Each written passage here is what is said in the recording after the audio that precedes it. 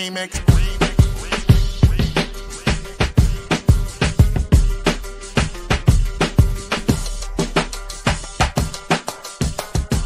Remix. Remix. Remix.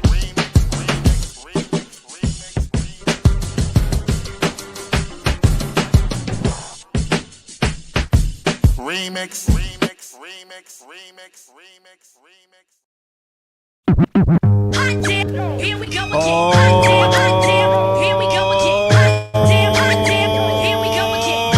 Hot damn, yeah. Welcome out. This is the Remix Morning Show. Right here on Black Liberation Media. In case you didn't know, I go by the name of the Ear Doctor, and it's time to bring you that boom bap breakfast. So get your knife, get your fork, get your plate, get your napkins, because it's going down right here, right now on this beautiful Thursday. Now, let me introduce you to the host with the most. You know her name. She goes by Jackie Lupa. And that's all, folks. Yep. Good morning, comrade. Good morning. How you doing? I'm good. Third podcast of the week so far, you know.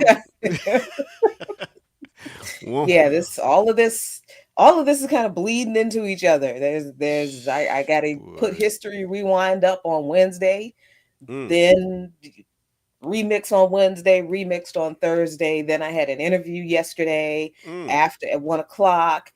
Then I've got a prep for Darker Than Blue and the Dark Room for Friday. And then Friday at 7, I have another interview. And then we got the town hall in DC on Saturday afternoon. And I can't even get to the town hall in Baltimore on Friday evening because I got so much stuff to do on Friday myself. Please stop calling my name. Hey, we up here complaining about what we love doing, huh?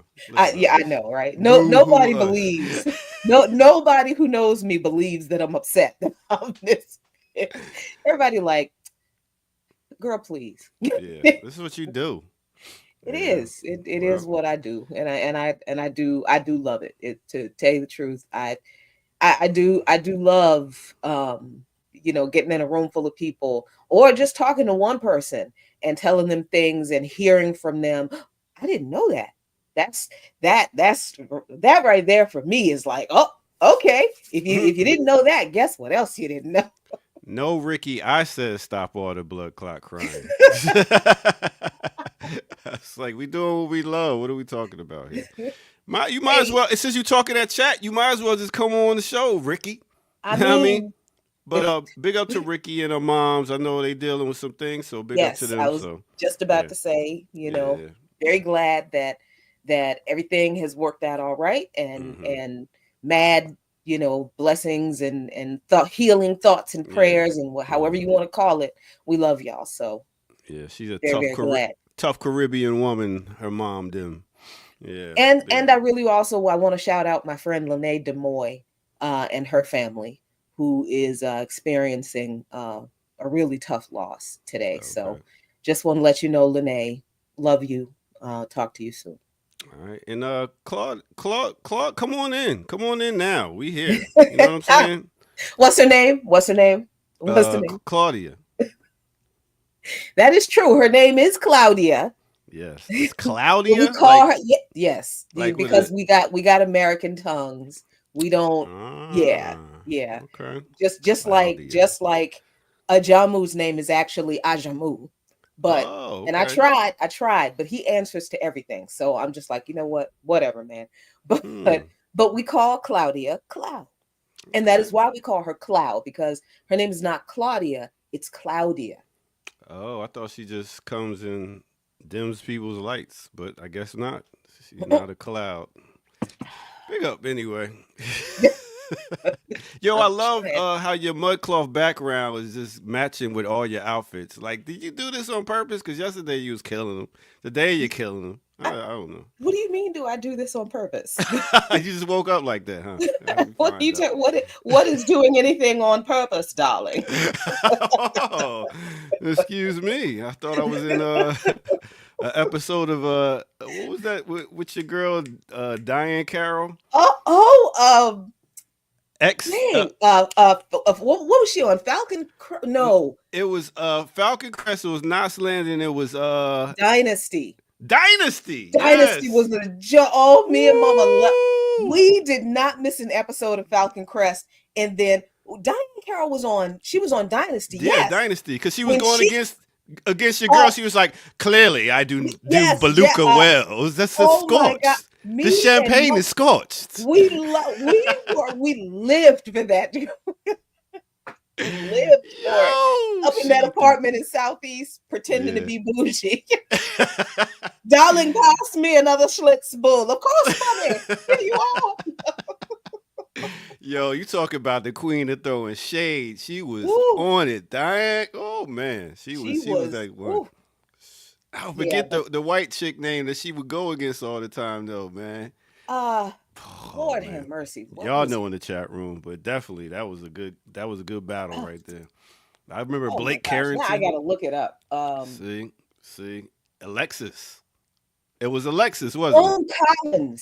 Joan Joan Collins. Collins, but her Yeah. name was Alexis, wasn't it? Yes. Yeah. I was confusing her with Jackie Collins, I think. Oh, okay. The writer, who I think is her okay. sister. I'm not sure. I'm Mm. confused. Yeah. Mhm. But yeah, yes, this people are really big on soft life kind of thing. That's not what it is for me. This is my idea of this is where I am bougie. Mm. Like I am bougie with the things this is my idea of comfort. Like I'm Okay. bougie with my wardrobe and not Mm. like I have to have designer stuff. Yeah. I just have to really Gotta look love good. it. I Mhm. love bright colors. I love bold patterns. So I really only wear what I really, really love. Perfumes that I just adore. I don't like popular stuff because most of it I don't know what y'all are smelling. I do not know what y'all are smelling with these designer perfume, with a lot of these designer perfumes. Because it all smells like alcohol and rat piss to me. Yeah. And maybe some sugar and some cinnamon sometimes. I don't know what y'all are buying. Claudia, we was serious about you coming on in. Like now, she up there still talking in the chat room. Yeah, She's like, they didn't mean that. Yes, we did. yeah, Come we on in. did. I was never big on Well, back in the day, I wore Draken Noir in my Who pops. didn't wear Yeah, Dragon Noir though? but I'm not big. I started selling oils and stuff, so then I got into oils and stuff, and I was like, okay, I ain't want to put no alcohol on my skin. Now I just rock with the coconut. I mean, not even coconut, the coconut oil. Yeah, I just rock Mhm. with that. Mhm. I don't Yeah. like it when people smell too much, and because then they give you a hug or a handshake, and then they rub off on you, and you're like, oh, what the fuck? Yeah. But that's my this is my idea of soft life. I like beautiful looking things Hmm. to me, things that are aesthetically pleasing and attractive to me. Things. That's why I have so much, stuff on my walls because I like looking at it. It's beautiful to me. To me, that's soft life. Coordinating everything and so that it feels opulent to me. Hmm. Right. That's soft life for me. So I'm. when I accidentally found myself in Marshall's yesterday. Sorry. I'm sorry. I was sorry. You But looked around they and was had like, oh shit. I know, yeah, but I'm sorry. I haven't been in Marshall's in really a little over a year. I mean, like almost 2 years. And I was just out and I'm I like, let mean, me see what kind of Marshall's shoes is like Target step cousin. I know, and I'm sorry. It wasn't intentional. Okay, I won't do it again. All But right. they But had don't let me catch you at swimwear. Ross. Go ahead. Yet no, but it's the same company. It's the same It company. is. It's the same company. I Let me just stop interrupting you. when I mess up, I admit when I mess up, I messed up this time. I'm sorry. Mhm. I did, however, find the cutest hair bows, the cute the little rhinestone, and design. I love that kind of stuff. And they had Korean skincare. So that for me, that's my soft life stuff. The Mm, that's okay. what I love. That I'm makes bougie me about happy. I'm bougie about food. I can see that. Yeah, I'm bougie about I can food. see that. If it's How not though? right, How are you bougie about food? I read all the labels when I go into the store and when I'm perusing the aisles. I read all the labels, and then when I get the food at the restaurant, I'm gonna make sure it's good. But mainly that I just don't eat anybody's food neither. Like no potlucks for me. What you mean no pot? Come on. We I don't do know a how people potluck one. keep their kitchen. I don't know how people keep their kitchen. They might have cats on the counters. They might have dogs here and there and stuff getting in the food. I am bougie. Yes. Okay, so you can't be a member of BAP because Oh we hell no. do quite now that's That's we the that's only thing keeping me no. out of BAP I'm just is those kidding. potlucks. I'm just kidding. If you're not gonna participate in the revolutionary potluck, you can't be a That's what it is. That's exactly the one thing that's keeping me out of all these organizations. They be like, "Yeah, we do potlucks." I'm like, "Nope, nope, nope, if you can't show your unity by participating in this potluck, then you ain't African. exactly." No, So, but when you go to restaurants, like I actually have not been to a restaurant in 3 years, probably. what? Um, yeah, I Even when mean, you out on because the road? because look at what I've been doing for the past 3 years. I've been on dialysis, had a kidney transplant, recovering Oh, from the kidney tree. I couldn't go when I was on dialysis. And the first year of the the first 6 months of the kidney transplant, I couldn't go to restaurants. I couldn't because my immune system was compromised already, and I was dying. mm, So my kidney could not filter out more toxins. So the mm, dialysis was doing what it could. I couldn't like put any more in me than what was normal. So they were like, nope, no restaurants for a while until you get a transplant, basically, right. until my health did start to improve and the dialysis really, really started to work well.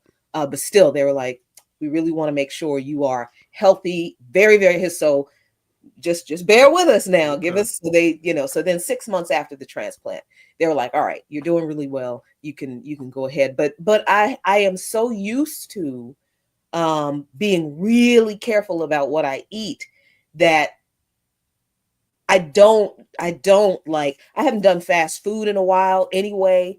Um when I was recovering from surgery, I did Grubhub a lot because I mean, hell, I couldn't I couldn't get up and Yeah. down the stairs all that well. So cooking every day was not gonna happen. But I did Grubhub some from one or two restaurants that I knew and that I trusted really well. But that was it. That was it. Mm, Um man. I mean, I, yeah. yeah, I think Restaurants. I went back to the buffet for the first time because I love a good buffet. I don't care. I don't Oh, care. okay. I don't Okay. care. I Ugh. know. I know. I know. The last restaurant I went to, I took a friend to celebrate a victory. Was Houston's, and I got that bill. Oh my goodness! And then Is I that said, is that an Atlanta chain? "Nah, it's all over. Houston's is Really? like a somewhat of a fancy. At least a plate at least is almost $30. So yeah, I That's was in. fancy. That- I mean, that ain't adding no drinks. That ain't adding a tip. I mean, Okay. once you out of there, you 100 something out the pocket. So Okay. So and you mean fancy as in fancier than Applebee's? you know what? Listen, after I got that bill, I told my friend I was like, I could cook, right? I can make all this what we ate at home, but yo, anyway, but that's what it is. We got a dope show today. Big up to everybody that tuned in yesterday. The comment section said it was a great show, and we plan to continue to give y'all a great show. Kamal is out and about. Kim, I believe, is somewhere walking a dog, and we got another guest host coming today. She still was in the chat room talking. I'm like, damn, did we like give her like 5 hints already? Like, come on. So hopefully after this break, we're gonna do a feel good break, and then we're gonna come back and we're gonna get into it. So let's go ahead and do that. And thank you all for tuning in to no other than the Remix Morning. Oh damn, sure. Let's go. Yes, there we go. That button. Yeah.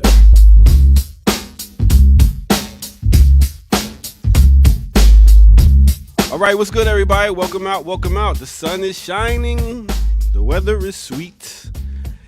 Hit that like button.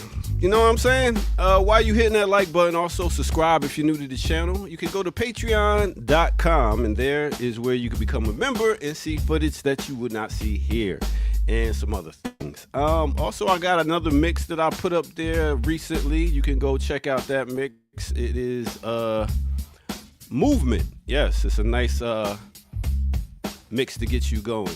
With that said, I wanted to go ahead and do a feel good break. I seen this and I was like, you know what? That's dope. Fatherhood at its finest. You start teaching at home and don't wait for your teachers at the school to be your child's first teachers. So with that said, I wanted to go ahead and pull this up and share it with you. So let's go. This is my man Vic Mensa. Check this out.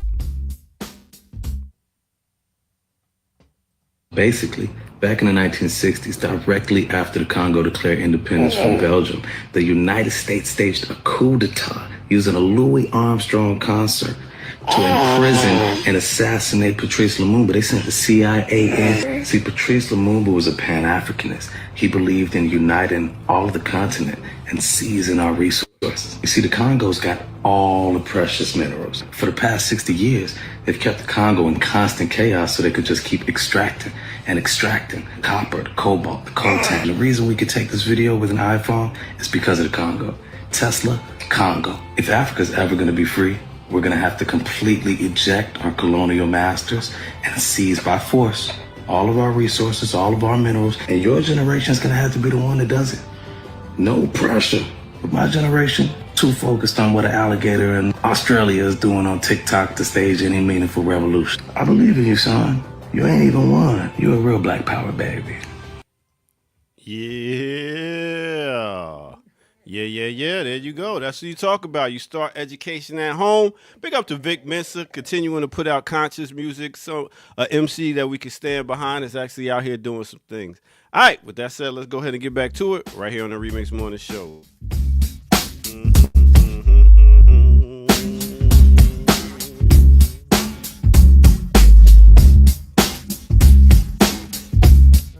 it.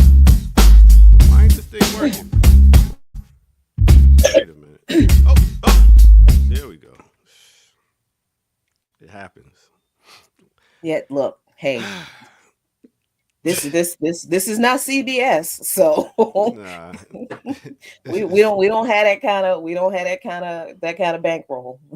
Mm-hmm. You know. Yeah, so big up to Vic Mensa, big up to some other MCs and fathers out there doing their thing. You know what I'm saying? So I thought it was a nice, beautiful, thing to see. Start the morning. That was a nice off clip. Yeah. Yeah, that was a nice clip. That baby is gonna be a mess in daycare. That baby gonna be like, why? Don't listen to the oppressor. Wait. Is this You right? can't make me take a nap, you colonizer. Apologies, producer. I'm still making my coffee. Do you have to understand? She wasn't scheduled to come on till 9. I get it. I get it. I mean, I get it. She's Thank you. coming. She's coming. She's coming. And my theory. I tested my theory last night.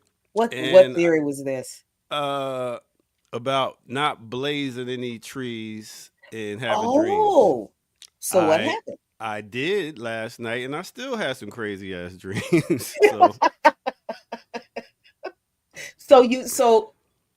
So you did blaze last night. Yeah, and you dreamed anyway. I still had some dreams. Yeah, that was wild too. It was so many. I was on an island somewhere, and I was driving. I got in the car with like 3 white people taking me somewhere, and then they crashed the car.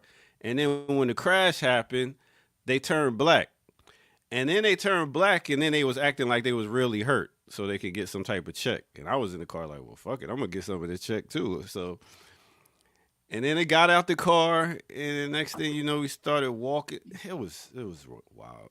Just I don't know. There's a lot of things going on in my brain, I guess. Did yesterday's interview about ADOS stick in your brain and cause that? Is that because that did it mess you up that bad?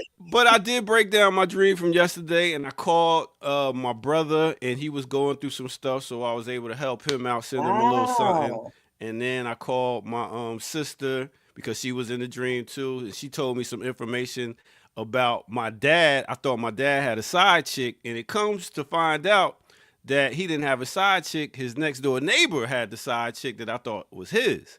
So clear my dad's name up. My dad didn't have a side piece, so it was. What? It was, Hold up. How did we get there? Well, that was just. I'm sorry. Just we were talking about your weed dream, and then now it was a lot. It was a lot. But I'm happy for you. I'm happy for you. Yeah, I cleared up some things. Basically, my parents was like, "Yo, call some people. Don't forget us." And that's what I did, and I feel much better now. So I'm here. All right. Okay. Oh, I'm sure your dad is transitioned, right? Yeah. Dad transitioned. Okay. Years ago. Okay. Yeah. I'm glad that he is in the ancestral realm. Like Yeah. It's about time you found out. I know, right? It's about damn time. All you had to do was ask. Yeah. I mean, yeah. Well, I couldn't because my mom was 15. I know I was 15 when my mom passed, and I was 18, 17 when my pops passed. So there's a lot of stuff I was never able to ask them. Oh, okay. Yeah. I see. All right. Yeah. So, yeah. Now I know.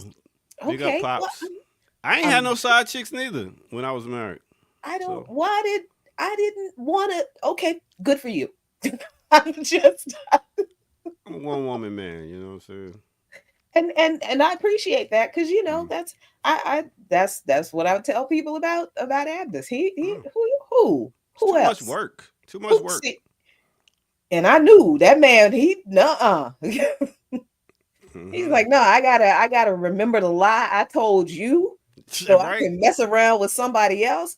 And the way I be forget, and we actually did have this conversation one time because I'm like, so would you ever? He's like, are you out your mind? First of all, I done waited all this time to find you, and I'm gonna find you, marry you, and then I'm gonna go wander off, running behind something.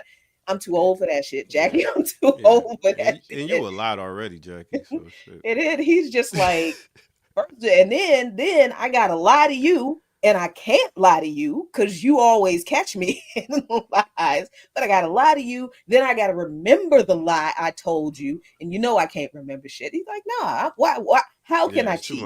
He's like, no, I'm never gonna get away with it. No, and I don't want to. It's too much work. No, so. It was wonderful. Well, I guess I'll hang out with you while and do some news. Did she? Well, do you know how? I'm not saying no. I'm cool. I'm cool. You are typical. You are producer passive aggressive. That's what it is. I'm cool. I mean, she going to strain her beans and go pick coffee beans and everything. I mean, shit, it took me like 3 minutes to go make some coffee, but you're running your fingers through your imaginary hair. It's all good. Take your time, sis. Take your time. We only here for 2 hours. So let's go ahead and get it two-step into the news, as they would say. All right, let's do it. All right.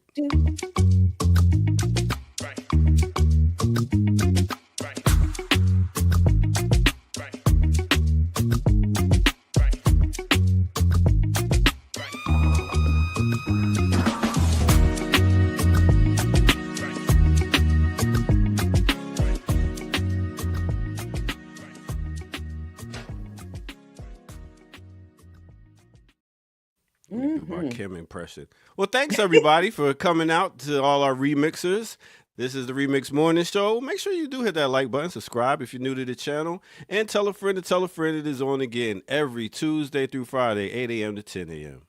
Mm-hmm. And you know, I just want to say that look, I don't care whether people get married or not. I don't just be honest with people that you're in a relationship with. If you don't intend to be exclusive, tell people you do not intend to be exclusive. Just tell people and give people the option of whether they want to roll with you or not. Because some people will, and that's cool. I'm all for consensual adults doing whatever the heck they want with other consensual adults, as long as everybody is consenting and nobody's being hurt and everybody's getting what they need out of whatever it is. Do you. For me, I'm too old and I'm too just generally annoyed with humanity. It just on principle to be in a relationship with a bunch of different people. I can't. It's one is enough. And at this point, all of y'all stay away from it. Just. I used to want to be in polygamy and stuff. But then I really thought about it. I mean, it possibly could still happen, but I'm good on it. I just want to have one and just deal with that person. I mean, but I wouldn't mind, I ain't gonna say I would be against it. We could build an empire. No, that's could I have plurals? Could I have multiples if I wanted? Yeah, you could. Why not? We just said we could do whatever we want, right? Okay, all right. I don't want multiples. yeah. I mean, you talk about if you was with me? No, oh, God. No. I was like, that's a co-op. That's too much.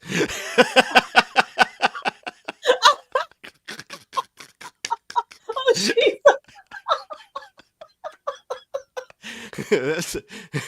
That's too much right there. I need a partnership, not a co-op. God damn. Ugh. Lord have mercy. Okay, let me read this article because before we get into some serious trouble. You can't take me nowhere, Jackie. You know this already. That's why I stay behind the scenes. I am so sorry, y'all. Oh, shit. Yeah, okay, let me you turning burgundy over there, Jackie. Oh, I think my breathing is compromised. Oh, shit. Let me find out. Jackie turned burgundy on our asses. Florida considers bill to roll back child labor laws to fill jobs once held by undocumented migrants. Take over. So, excuse me.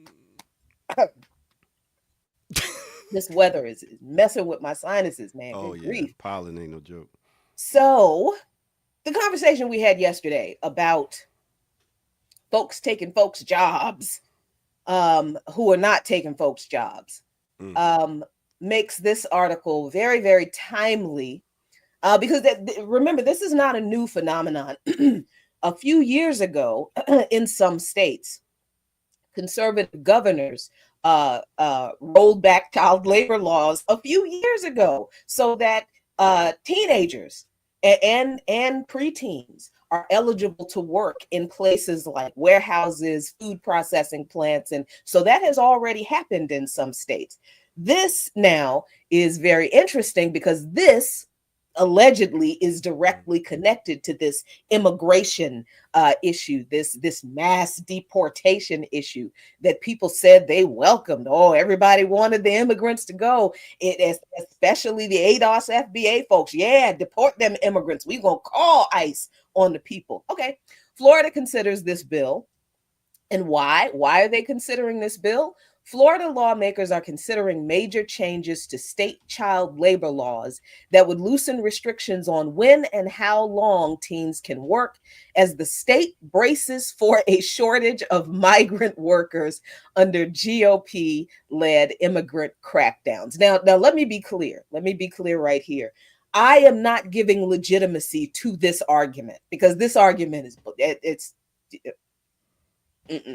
Jackie, this argument is above my pay grade. So what I'm gonna do is I'm gonna bring in somebody whose pay grade is equal. Claude.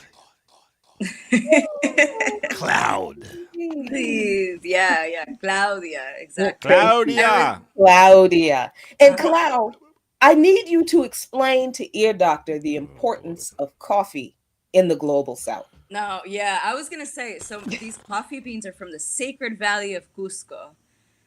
Enough said. It's an experience. It really is an experience. So I need this whole thing with me at all times. Oh, my bad. I go to the Sacred Valley of Folgers. Yeah. See,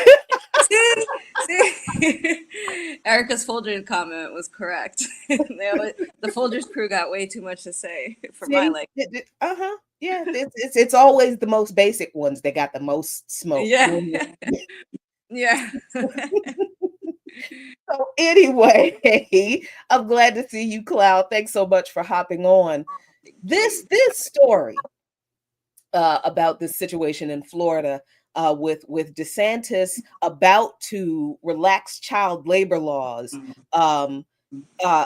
in response to the shortage of migrant workers that because they're deporting them, right? And this is the argument they're making. I am not saying that this is a legitimate argument. I think this is just another one of those ploys. But since they've made the argument and they're saying that they're now having to make it legal for children to do the work that the people they've deported have done, I really think that this is one of those moments where we have to ask people who have been advocating for the removal Yeah. of immigrant people, which would mean the removal of the people who are doing the jobs that folks don't want to do, because this is not a situation where these are jobs that immigrants are taking from Black people. Yeah. Unless Black people are trying really hard to break into the food processing industry and the industrial agriculture industry, that's not happening. But notice what they're doing. Instead of saying, hey, we've got all of these job openings now, so look, come on down and take these jobs. Instead of them saying that, and look, this is our pay scale, because they're not going to pay American. This is why they're saying children, y'all, because they're not going to pay adults even the federal minimum wage. Right. They're not going to pay a grown person who's not an undocumented immigrant, who can't complain about not being paid the legal wage. They're not going to pay a so-called citizen a wage higher than what they were paying the vulnerable people they were paying barely slave wages to. So they are opening these jobs up to employ children for the same reason, because they do not have to pay them more than a little bit below the federal. Come on, y'all. And then you've got folks who are just like, well, good, they're gone. Okay, so you send your kids to these jobs then. Right. Since it was the immigrants taking the jobs from the Black folks, and now Florida is gonna make it legal for kids to work these jobs that the immigrants had, and you think it was the immigrants taking your jobs, go ahead, send your kids down there so they can make that money. Yeah. Because they're not gonna pay you. Yeah, it's another way to deregulate, right? Through maybe even like a back channel, right? But it's, first of all, why are people migrating, right? It's because U.S. foreign policy, right? You're sanctioning specific countries, right? The 4 countries that were just singled out for people being able to lose their temporary protected status or even residency, right, are Cuba, Venezuela, Nicaragua, and Haiti. Let's talk about the foreign policy, U.S. and Western foreign policy around these 4 particular countries, right? And not even that, right? There's been, I had a friend who came here recently. They're a healthcare worker up in the Bronx, and when we were in Puno, southern Peru, they met a lot of people that were that were actually family members of some of the people that they take care of now in the Bronx as a healthcare worker, right? And of course, it's not a coincidence that there was an uptick in migration from Peru into the United States and really other places, but the main one was to the US after the coup happened here. And in particular, the places where there was bigger massacres happened, right? So you terrorize the people, whether through a coup, whether through these sanctions that are forced to do the same thing to completely destabilize these countries, right? These bad actors, foreign actors, right? Because they dare to have a different path, a collective path that is not rubber stamped by Washington. So you enact, what is a medieval siege warfare, right? The blockade against Cuba can really only be described as that, right? Medieval, just white supremacist garbage, right? So then people are forced to migrate because of these decisions, because of these actions that are taken or decided on in Washington and other places, right? Not in those same countries.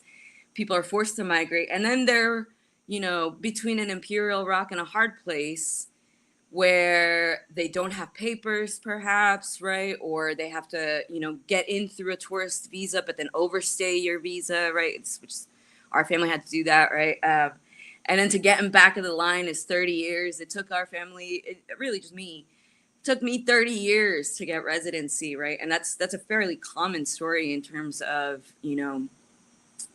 if you go through one case that doesn't work out, you try another case, right? It got to the point where I was an adult. I was like, well, I guess I'll just get married, right?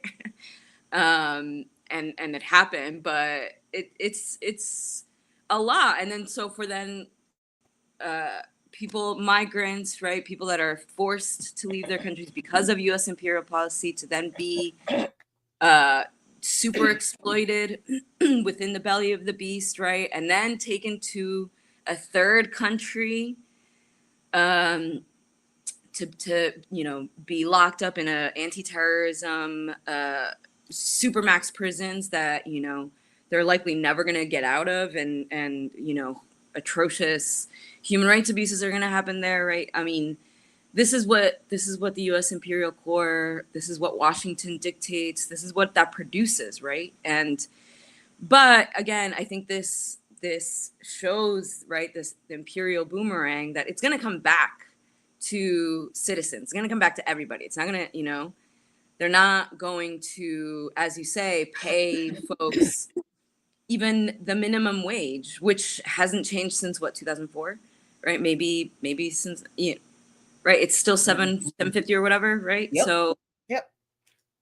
So is it really the immigrants that are the problem, or is it the system that's set up to do these things? Right, and that's the thing that I don't get. Yes, I do. I do get it. I do get why people make the arguments they do, because people really do not care about the exploitation of other people. I am not sure why people expect that if all of the immigrants doing all of this very low wage, very backbreaking, very dangerous work are not paid enough to survive off of one job, because most of these people have multiple of these kinds of jobs, because they do not pay them enough on one job to survive on, because they don't have to, because they are a vulnerable population. So now that they've gotten rid of this labor force, people for some reason believe that the same corporations that willingly underpaid people that they knew were legally vulnerable are suddenly going to open these jobs up to citizens who they have to pay the minimum wage to, and more than that, depending on experience or whatever.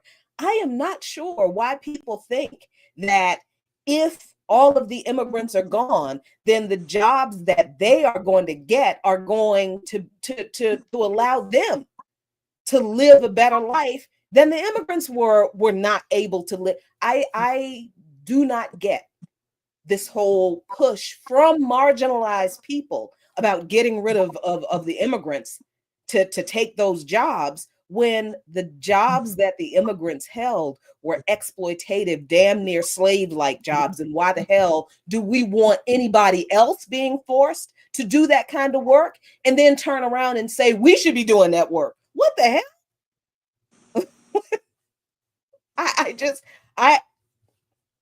I don't know what to make of it, other than to kind of lay it out and see if anybody else can explain why anybody thinks that makes sense, because I cannot make that make sense.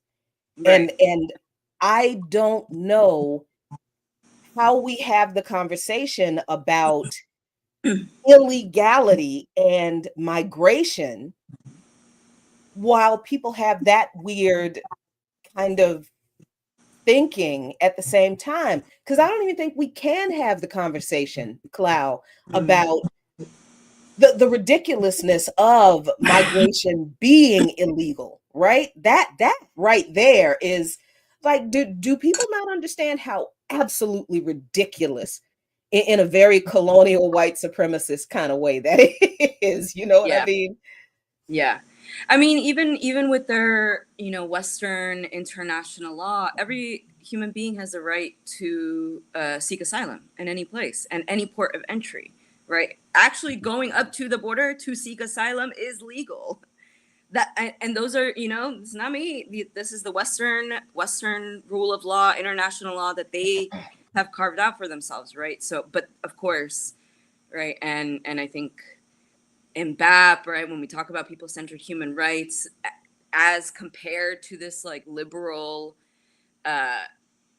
framework of human rights that is really just used to divide, right, who is even considered a human and therefore has human rights and who isn't, right? We see right now, we've been seeing it for the past 16 plus months, what, international law thinks about Palestinians and if they're even human enough to have human rights, right? We've been seeing a live stream genocide that nothing's happening. If anything, the only country that's actually doing anything tangibly around that, right? Yemen is getting bombed right now, right? So the West has decided that these people are not human enough, don't have human rights, and anyone trying to abide by international law. What Yemen is doing, what Ansar Allah is doing, abide by international law, right? That's a neutral thing, right? It's not even a good or bad thing. They are just abiding by international law and are getting pounded for it.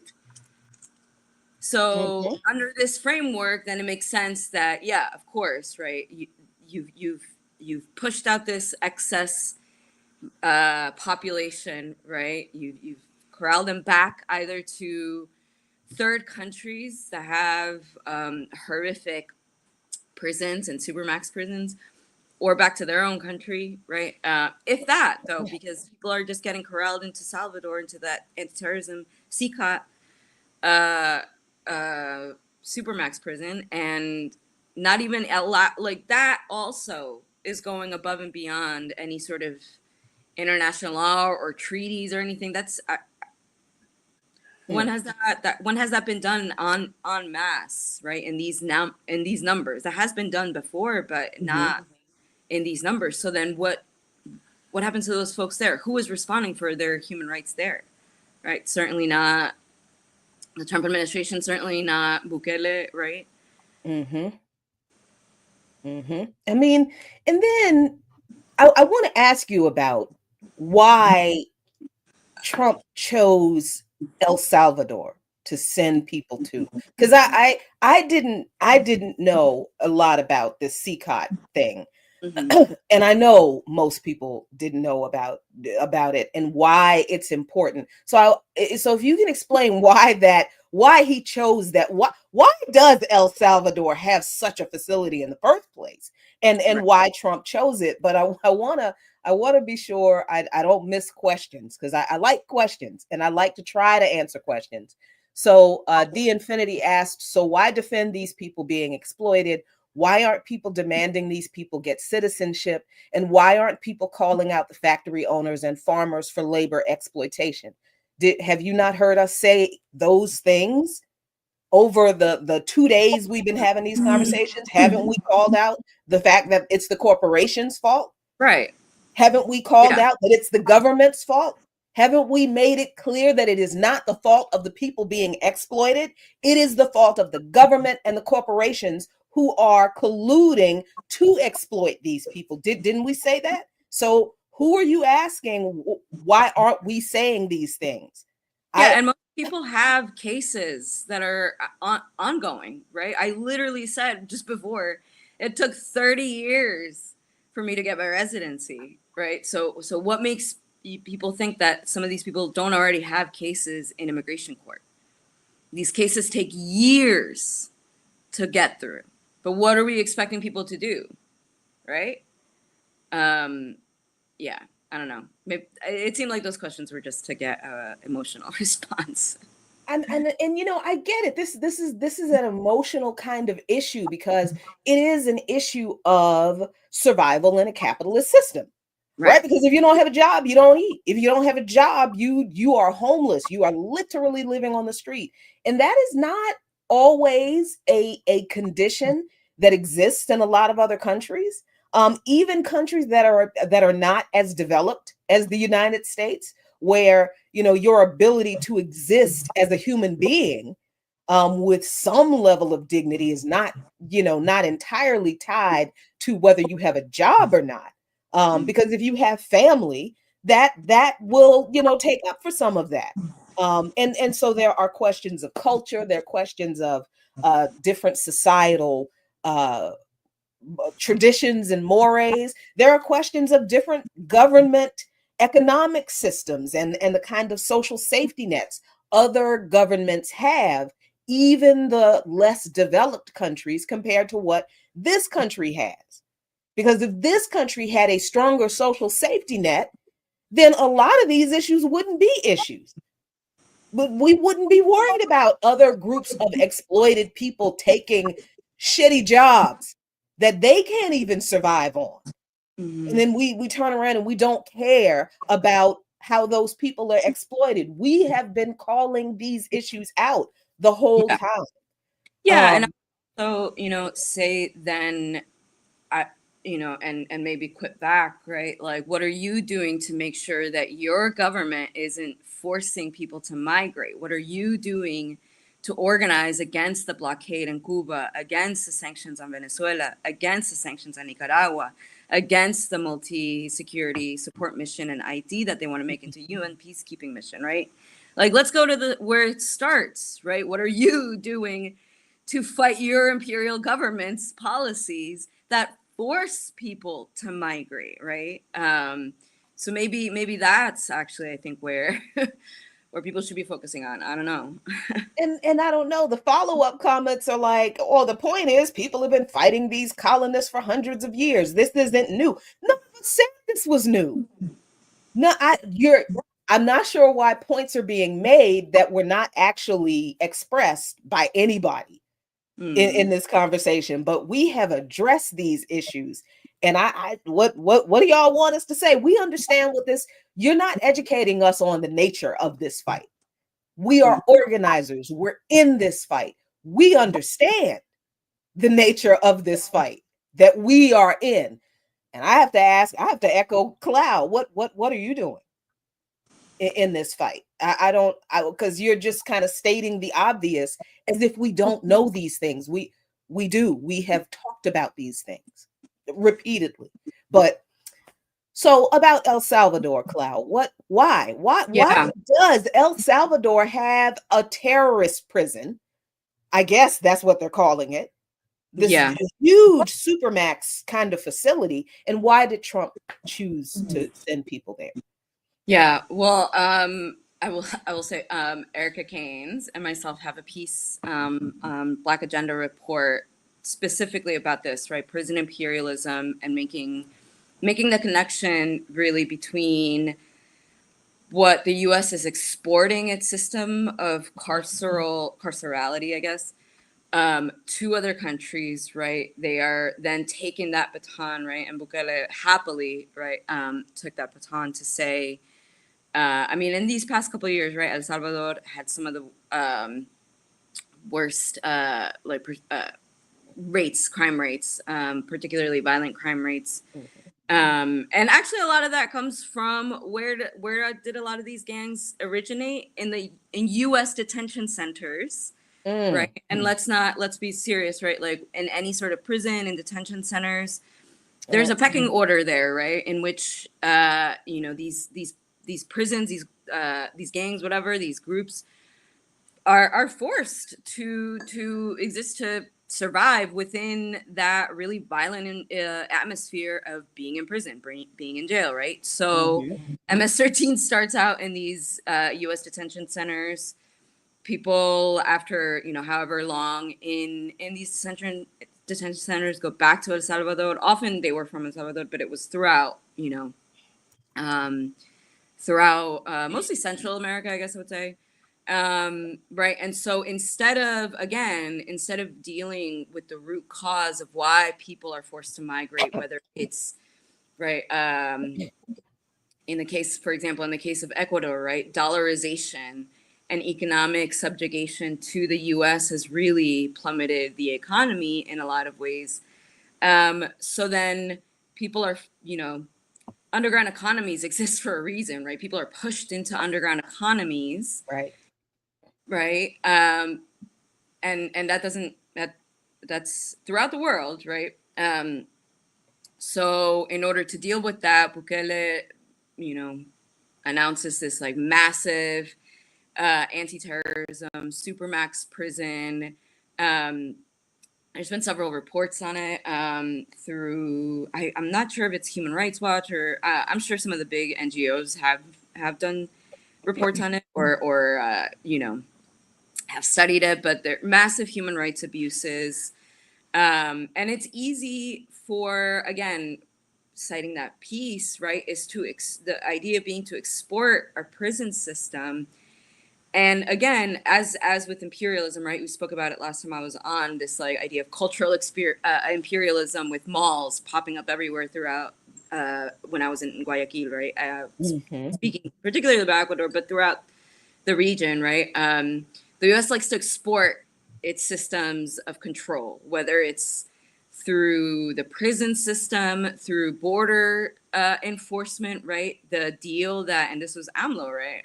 Everyone loves AMLO, but not really talking about how some of these social democrats have really given in to some of the worst aspects of these deals, right? So part of the I guess it was treaty or whatever with first it was Trump, then Biden, was enforcing all of the other borders south of Mexico, right? So working with Border Patrol on interoperability, right? We talk about Cop City and being able to train every department in the city in the way that, this is how we're going to do things now, right? That is basically the same thing, right? They train other militaries, other armed forces to behave basically the same way they would, right? So they're militarizing all of these borders, not even their own border, exporting prisons, right? Exporting these violent gangs, right? But again, and so these countries are global South countries are having to deal with that, right? But if you have a Bukele or you have like a Noboa, like a puppet, a U.S. puppet that's just going to do whatever you want to do, then of course it's easy to, you can see how the Monroe Doctrine is still literally playing out throughout the region, right? It's through that. It's through militarizing the Caribbean, right? And the issue of violence in the Caribbean is very similar, right? I know that we're going to be the BAP Haiti Americas team in April, soon come. We'll be doing a webinar on migration, state violence, and global displacement to really talk through some of these things, right? Because I think that there's a silo of conversations happening, right? Like, yes, it is a human right to migrate, to seek asylum. It's also a human right to have your country's sovereignty respected, right? And not be forced to become whether it's an economic refugee, a political refugee, what have you, right? So yeah, I mean, I guess with these conversations, it is a massive conversation, right? And I'll also say that a major, especially, you know, when I'm in the US, I'm mostly in Brooklyn and or New Jersey. It's mostly African migrants, right? Whether from the Caribbean, the rest of Latin America, or from the continent itself that are targeted, right? So this is an African issue. This is a Black issue, right? It's why, you know, there's organizations like, you know, Black Alliance for Just Immigration, and you know, a lot of these nonprofits that are a kind of catch-all, but there are folks in there doing good work, right? That do make these connections, right? Even if the full, you know, nonprofit may be a different thing. Yeah. And I think the reason people we get so many of these kinds of challenges is because people spend a lot of time on social media. Mm. And they think that if they're not seeing people on social media, then nobody's doing anything. This 2 hours, 2 days a week that I am on this show is literally the only time I have not to be doing all of the other work that I'm doing. And the only reason I prioritize this is because this is important to do, to advertise the work that we're doing, to elevate it, to talk about it, to show people, yes, there are people out here doing this work and you can do it too. But a lot of people don't have a lot of organizations. I mean, Black Alliance for Just Immigration is overwhelmed right now.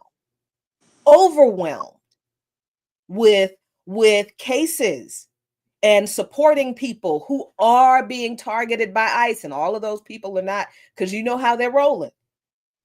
Your name, you have a funny name, you've got a hijab, you're a hijabi, you know, you look Palestinian, you look Arab. And if you're Black, if your name is weird, they snatching you up. You have a birth certificate and social security number all you want. They don't care. They have that. I mean, we just talked about the cases of the white tourists from places like Luxembourg who got detained. And this is on top of a system that has already shown that it has no problem locking Black people who have done not a damn thing up.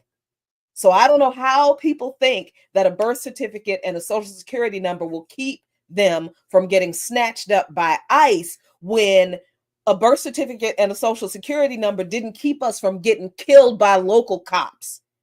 That's I don't understand how people are thinking about situating this particular struggle in this particular system in which they have found all kinds of ways to deny Black people human rights. But we don't blame the people who are actually doing that. We don't make them and hold them responsible for what they're doing to all of us. Instead, we follow their orders because they're the ones telling folks it's those immigrants that's taking your jobs. It's the immigrants' fault that you're poor. It's the immigrants' fault that there's homelessness. But it's the people who are telling us that are the people who are making the policies that create these situations.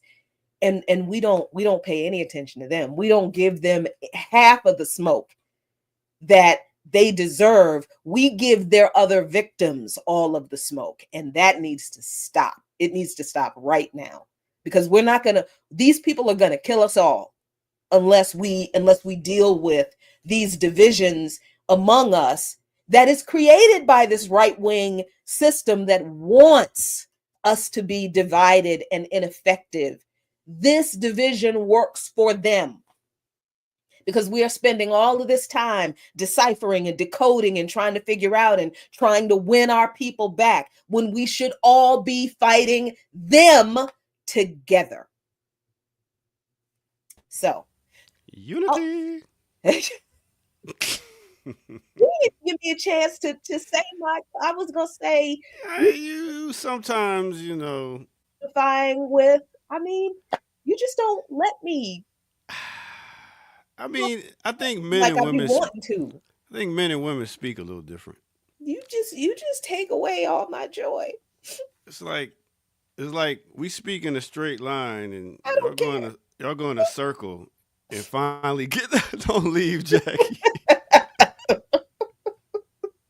Oh no, I'm about to get crushed by the comment section. Okay, no. Anyway, leave your doctor alone. He's okay. I'm just kidding. Back to this circle. Yeah, I know. See, I like to get straight to the point here. So getting straight to the point is we're gonna take a break because y'all are killing this morning, and we're gonna come back and get to some more right here on no other than the Remix Morning. Damn, I ain't got it together. So let's go.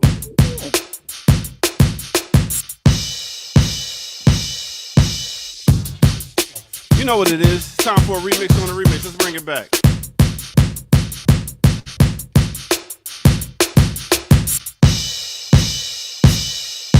Feelings so deep in my feelings. Noticing you really like me. Can't control my anxiety. Feeling like I'm touching the ceiling. When I'm with you, I can't breathe. Boy, you do something to me. Ooh, I'll never get over you until I find something new that get me high like you do. Yeah. Ooh, I'll never get over you until I find something new that get me high like you do. Listen to my heart go bottom, boot up.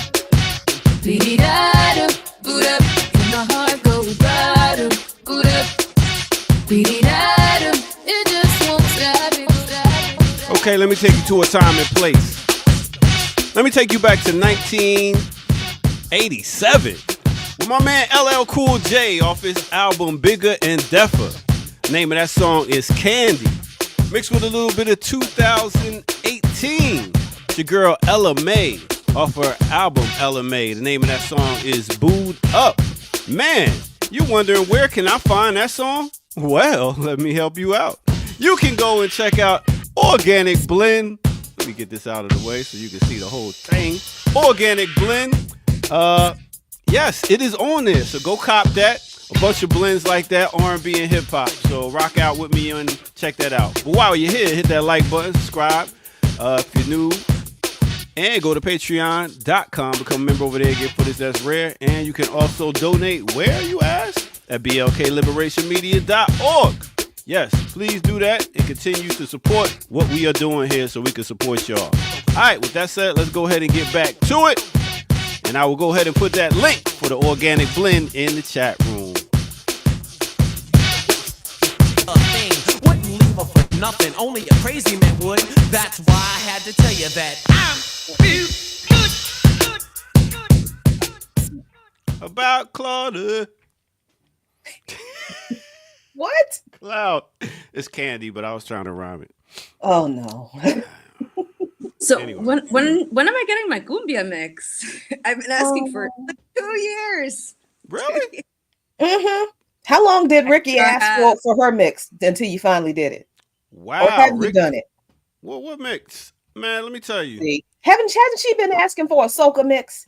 Oh, yeah. See, you haven't even done it.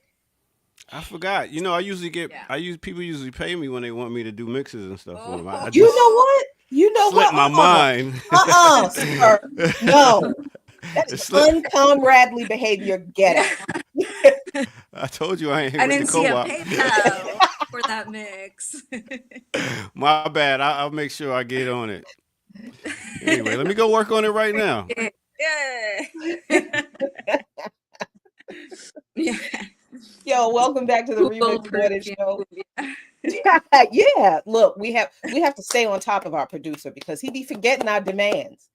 We don't have a problem working with the passive aggressive producer, but we have demands so that this thing can operate smoothly. He's behind on a soca mix, and now he needs to do a cumbia mix. let's not even talk about how I've been asking for a Bad Brains Fishbone black metal mix. And am I ever going to get it? No, I'm never going to get it. I know I'm never going to get it. That's okay. That's why I just be doing my own metal mixes in my house. Because Yeah. Dr. Don't be giving me no metal. You don't have no respect for metal. That's true. You are gonna get a metal mix in Jackie's car.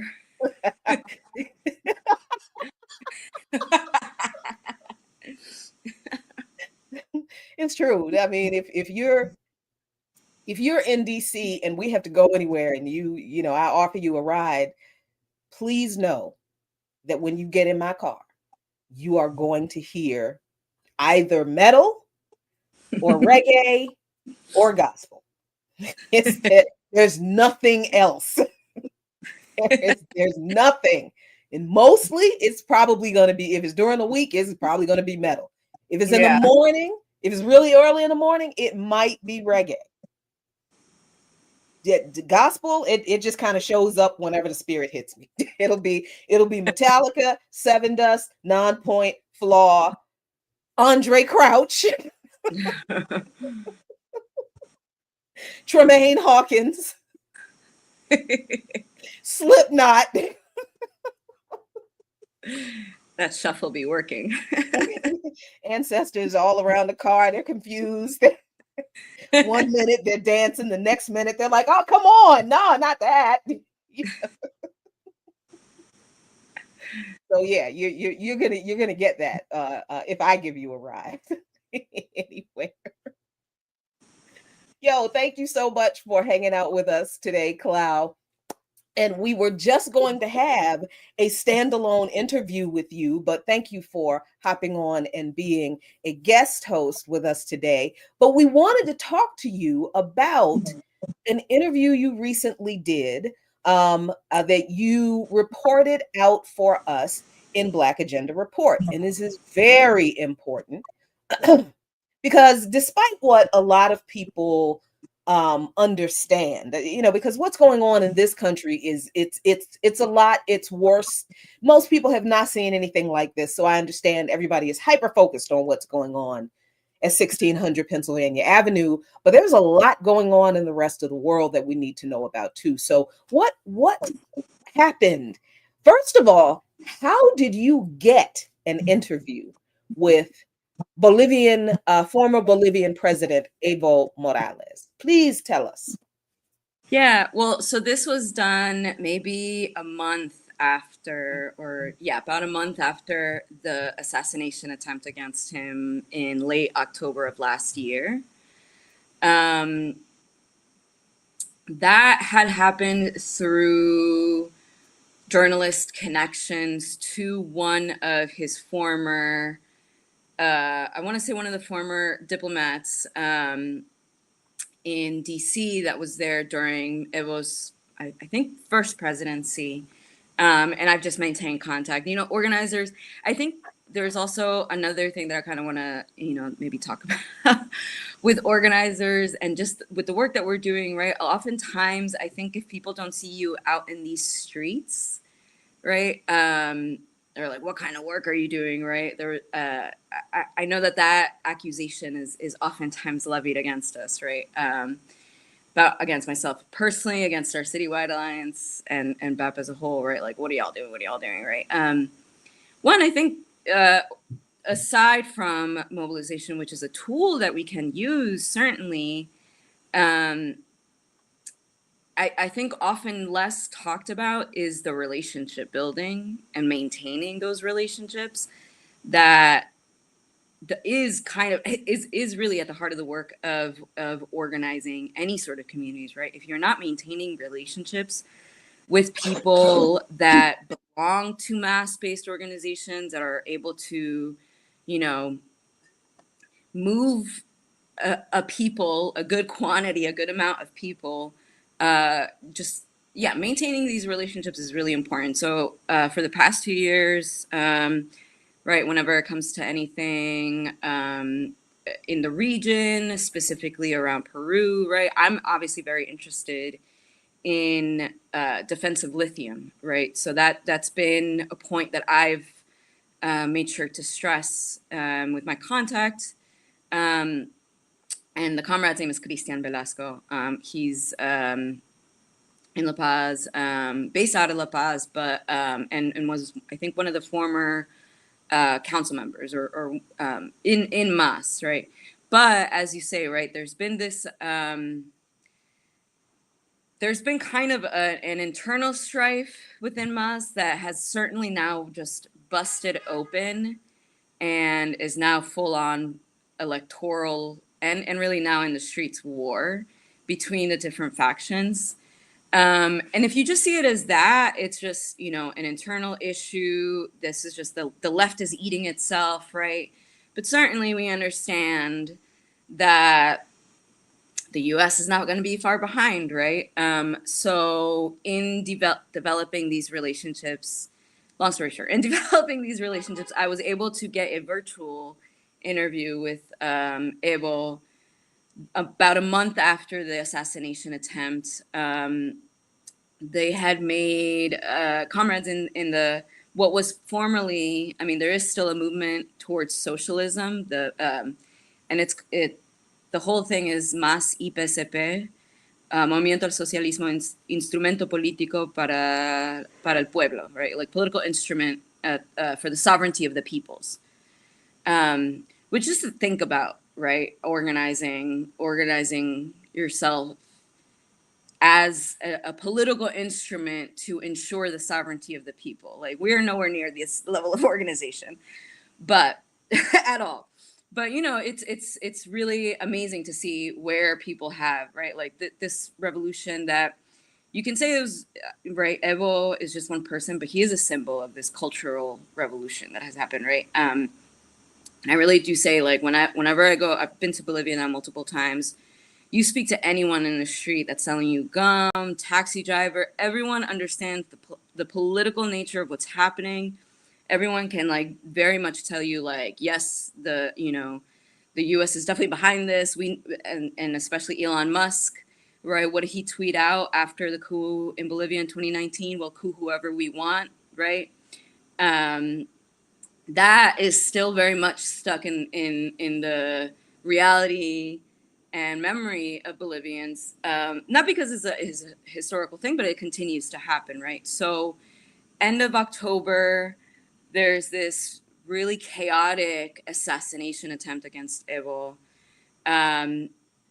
There seems to be DEA involvement from DEA agents based in Peru, right? So we see why it's important for the US to encircle the lithium, right? Southcom is literally encircling the lithium triangle, right? And really square. The past couple of years, Puno in Macusani, Puno, it's been found out what is believed to be one of the largest reserves of lithium in the world, and it's untapped, right? So that specifically, and Peruvians here understand that, is why the coup happened here, right? Because Castillo was going to nationalize and industrialize within Peru. Because also, right, especially Puno, again, it's right next to Bolivia. You can see what a people's government is able to accomplish with roads, with better access to education,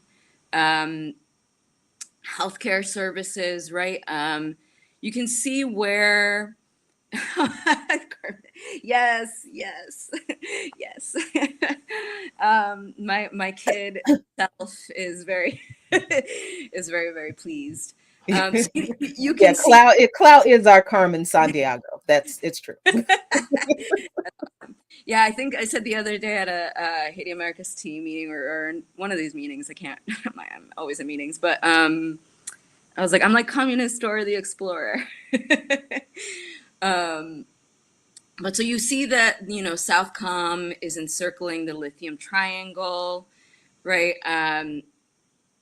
Potential links from the Interior, Arce's Interior Ministry to DEA agents trying to set up, essentially trying to entrap Evo and steal his phones to potentially implicate him in narco trafficking.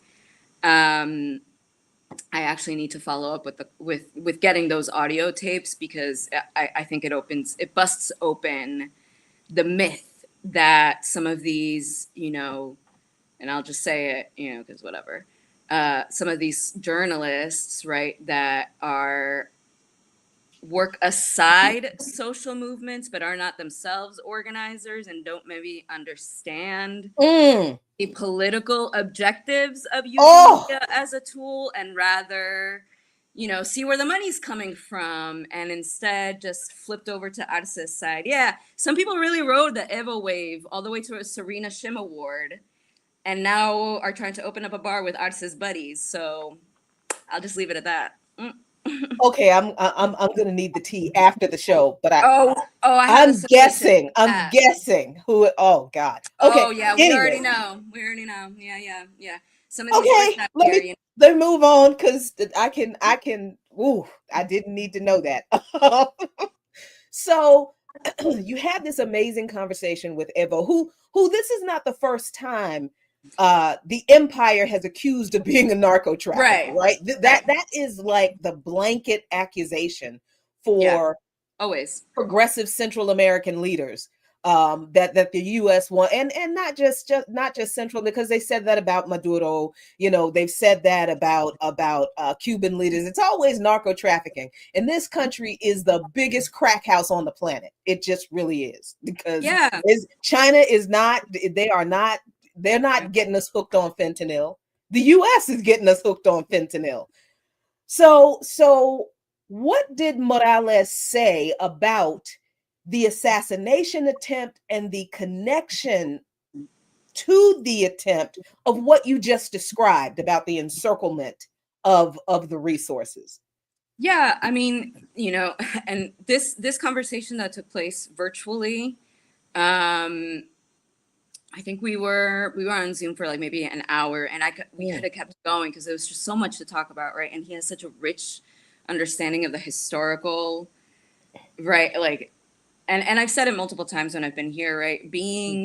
I'm very privileged to be here in the global South and take notes from people that organize here, especially in Peru, especially in Bolivia, especially in the indigenous sectors, right? Where the understanding that this is a 500 plus year long protracted struggle is so deeply ingrained in every part of the organizing that there's a historical memory that people just won't let die, right? Part of that like resistance is making sure that we understand, like, we come from Tupac Amaru, we come from Micaela Bastidas, right? We come from these indigenous Afro-Peruvian communities that have resisted year after year, hundreds of years, right? Whether it was during Spanish colonization, through independence, right?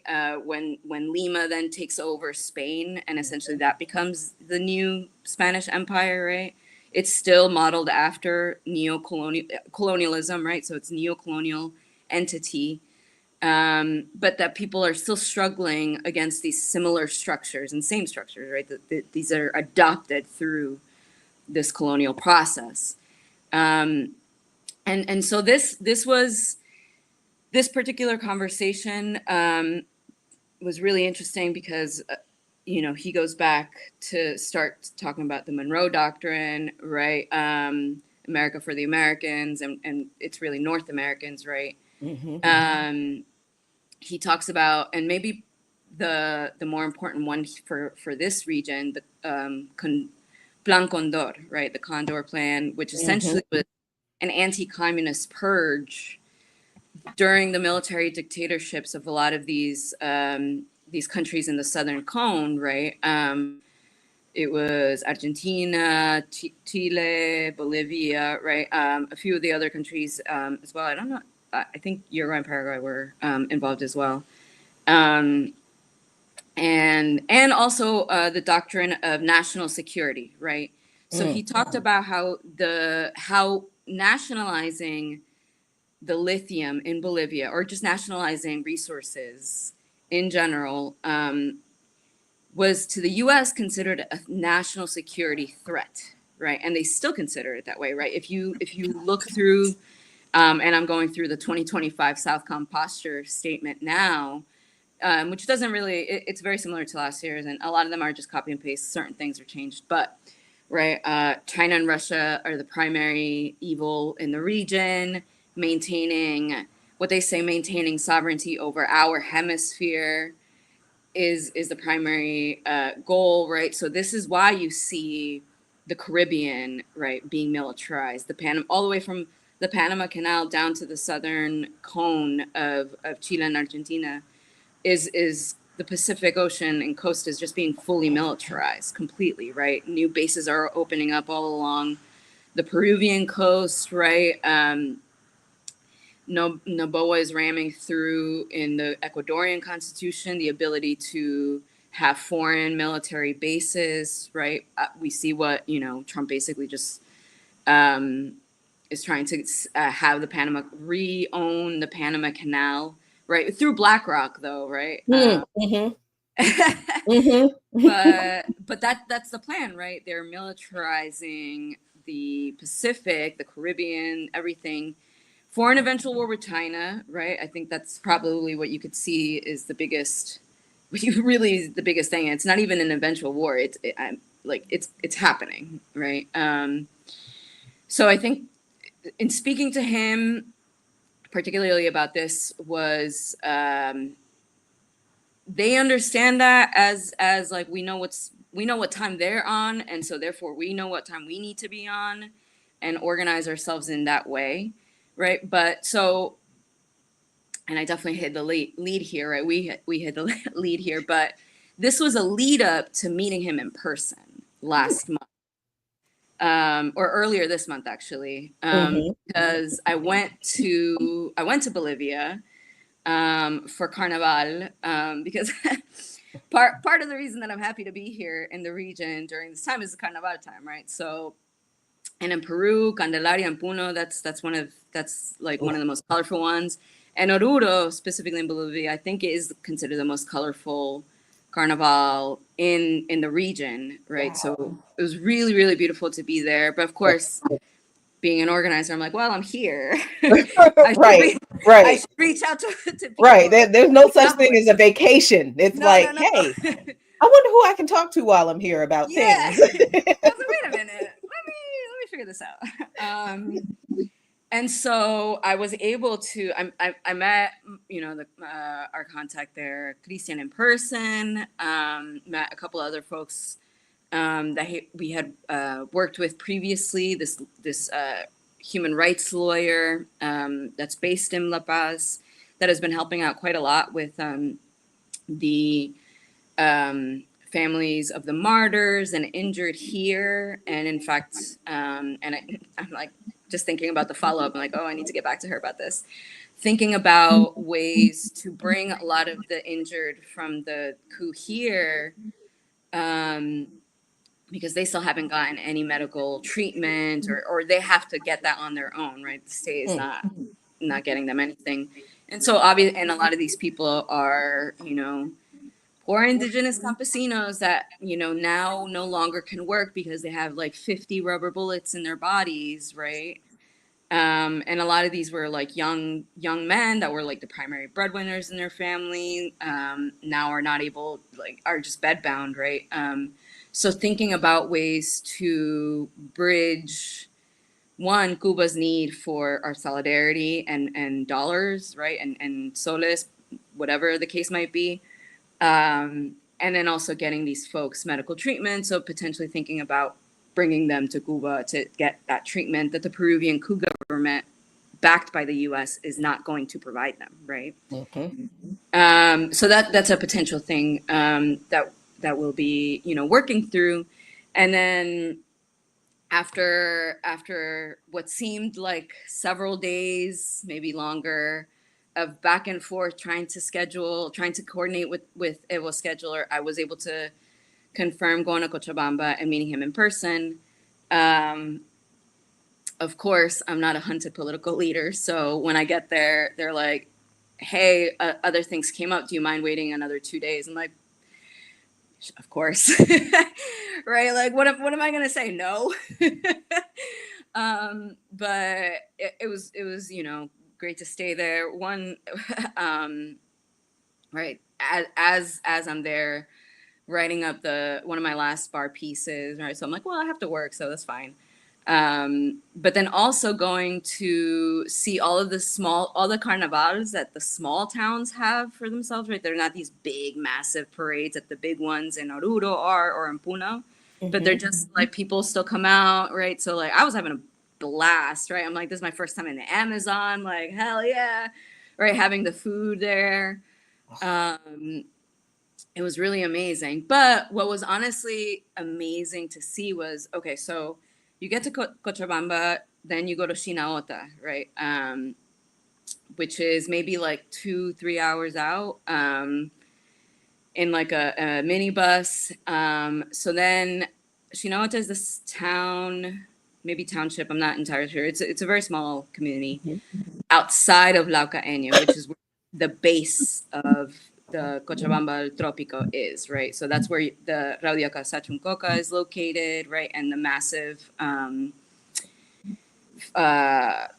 hall, literal town halls. So that's another thing here, in the global south, that is huge, so different from the global north, is that communal spaces here are actually used for political meetings. Wait, what? And like town halls where people actually decide amongst themselves and do political education there. What?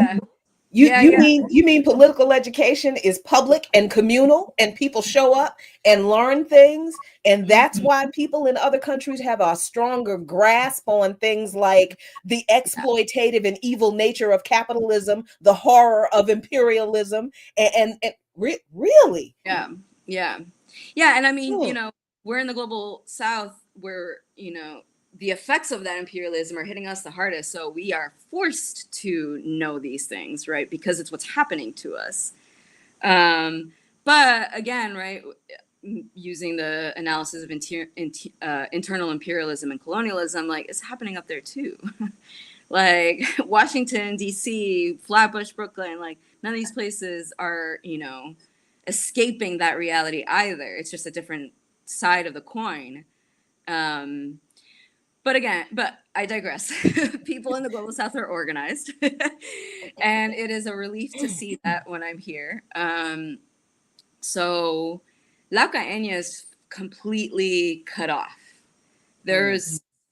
You get to it, it's like a people's blockade of like hundreds of motorcycles, hundreds of thousands of people just standing guard. And then of course you have all of the little shops that are opening up right by there, right? So everyone's making the coca machucada in person. I was blown away. What? I was like, yeah. I got to see it up close in person, how people just are smashing it. It was beautiful. And I got some. No, you have to explain to people what that is, because they don't know what it is. Yeah. Okay, hold on. I have some. Don't worry, ear doctor. We see you. You're gonna like this. You're gonna like it. I promise. I see you with your passive aggressive producer look on your face in the background there. You're gonna like it. Yeah. So this is from Los Yungas, which is this is actually the largest community of Afro-Bolivians. So Los Yungas are like known as the Afro-Bolivian sector. I didn't unfortunately get a chance to go there this time, but we're hoping to be there for later in August. Okay. That would be amazing. But it's coca. Think about my funds, because I'm trying to fit in your suitcase. Yeah, perfect. So it's the coca leaves, right? Just the typical coca leaves. Right. It's what that nose candy is made of, but this is the real. This is the real shit. And machucada means that it has flavor. This is passion fruit flavor. It's like stevia, sodium bicarbonate, and whatever flavor you're using. You literally are just smashing it and infusing it. Really? Yeah, I never knew how. Like, how did they get the flavor in the? Yeah. Yeah, so whatever I kind of actually, flavor, powder form of flavor, they throw in there, right? and it Sodium just, bicarbonate, and they just go to town. They just go to town. wow. Yeah, yeah, Well, I do believe, see what I mean? And yeah. who would really appreciate that type of artistry and natural, naturopathic energy boost. You know who would appreciate that? Ear doctor. Hmm. Yeah, actually, this is all natural. Yeah. Okay. Mhm. Okay. See? No Flavored preservatives, no chemicals, right out of the earth. Come on. Yeah, literally. flavored Coke. I love it. Flavor coca, coca. No, flavored pre-Coke. Pretty much. Pretty Yeah. much. Yeah. Not out. Yeah, listen. I ain't with the nose candy, but I hear that. So that sounds good though. Sounds good. I gotta. How do you think that I write weekly reports? Ah, yeah, that keeps you up, huh? Helping Adam. Listen. I'm gonna have to. Yeah, I'm gonna send you my address. I need one of those. See what? It's not. It doesn't do what people think it does. Yeah. It's not. It does not do the same thing that Yeah. cocaine does to me. It's a different. It It don't really keep- is. It just gives you. It is a little- stimulant. Yeah, it's a stimulant, but it Yeah. doesn't It's not- stimulate you like that. Wait. Yeah. They stupid. Wear a jab.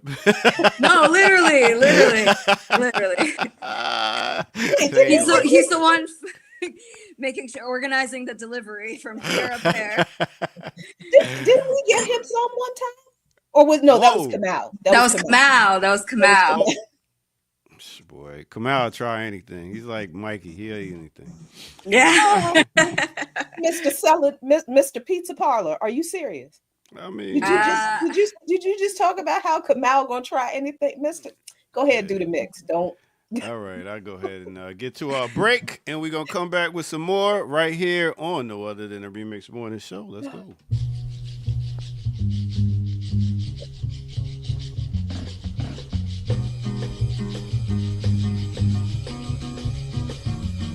Like the beat of the tom-tom when the jungle is jungle. Oh man, let me take y'all to a place in time.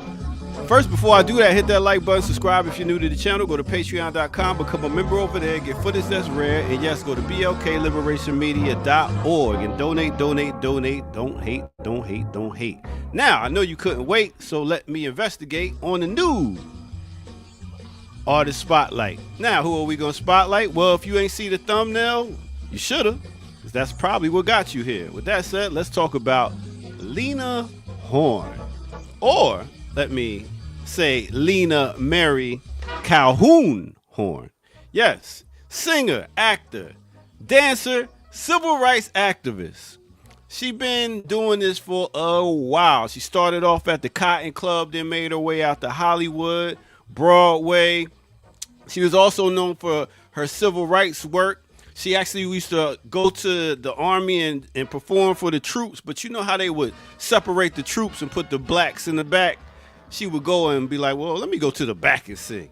So after a while, she started funding her own shows going out to the troops and helping them out. She also was working with Medgar Evers right before he was assassinated.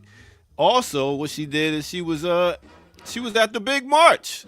Man, she's been around doing that thing. We're talking about the March on Washington in 1963. Now, she's done many albums. I'm talking about at least over 30 albums. She's done so much TV, so much. She's done it all. Over 300 performances on Broadway. She's coming straight out of Brooklyn, Bed-Stuy. She both had biracial parents. Her grandma was Senegalese, and her other grandma was native big Blackfoot Indian. So a nice little mixture. She went to Georgia, went all around, came back to Brooklyn with the girls' high school. But like I was saying, she did so many things for the culture. She made it all the way to the age of 92, wound up having heart failure in 2010. But like I said, she did a lot of different things for the movement. So big up to this sister for everything she's done. She even got the pose and took a picture with the Tuskegee Airmen. I mean, you talking about a sister that's done it all. Entertainment, everything. Doing it for the people at the same time being looked at as like, oh, well, they picked her because she's super light skinned and put her in the movies. Yeah, it happens. But she took that platform and made it her own and did her thing. So big up to Lena Horne with her 4 Grammys, all her accolades and things she did. Just wanted to give a shout out to her sister. Since this is Women's History Month, let's go ahead and give her props. All right, let's get back to it right here on no other than the Remix Morning Show. All right. Dribble the raindrops when the summer shower is through. So a voice within me keeps repeating, you. All right. And you know, for people who don't know what Lena Horne did as far as civil rights or, you know, whatever you want to call it is concerned, Teach them. this is a nice PBS article that explains all of that stuff to you. Not going to go into it. She did have some engagement, not in that way, with Paul Robeson. Yeah. She worked with him at this place called Cafe Society, where she met him. And remember, Robeson was a socialist, and he greatly influenced her and awakened her to her own ability to speak out and help others as a tonic to her frustrations about the racism she experienced in the business. I'm going to give you this article for you to read so you can know what Lena Horne did yourself. Yeah. As far as the struggle for whatever, because I saw people in the comment was like a civil rights activist. Yes, she actually she was. And she got blackballed for being a socialist, actually. Yep, she did. Yeah. Mm-hmm. So, you know, I just give y'all little sprinkles. We ask y'all to go do your own research. You know, I'm not going to give you the whole piece of cake. I'm going to give you a slice. So that's what it is. Lena Horne, y'all. Go do your research. Thank you. She's a favorite, too. I mean, The Wiz is the only iteration. That is the only iteration of that story that I ever want to hear about. Yeah. The current one included. I'm sorry, Ricky. I can't. I can't hear that song again. And when I got to see her on Sanford and Sons, she's been on the Cosby Show, Different World. So she's been doing it for so long. So I got to say big up to that sister. All right, let me get up out of here.